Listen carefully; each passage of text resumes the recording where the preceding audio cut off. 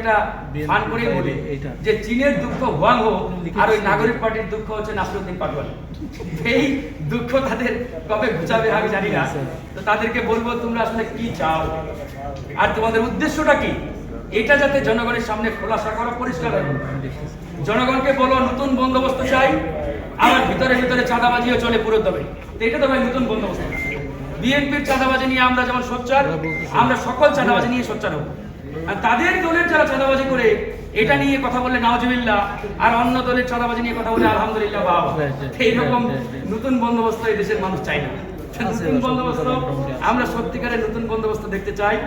তারা এখন পর্যন্ত আসলে নতুন বন্দোবস্ত কি এটা হাজির করতে পারে না। তা আমি আহ্বান জানাবো, আরেকটা পরামর্শ দেবো, যেহেতু তারা সবাই আমাদের ছোট ভাই ছিল, আমাদের সাথে রাজনীতির ময়দানে আসছে অনেকেই। রাজনীতিতে limit is a very much important thing.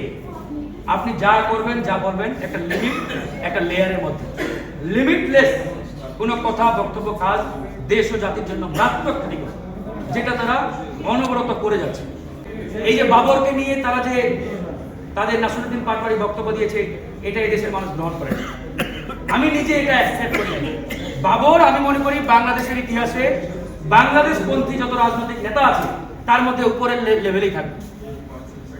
তো এই বাবর সাহেবকে নিয়ে যে ধরনের মন্তব্য নাসিরউদ্দিন করেছে, এটা একবারেই মারাত্মক একটা মানে অসাংগঠনিক, অরাজনৈতিক, একই সাথে বিপজ্জনক একটা মন্তব্য।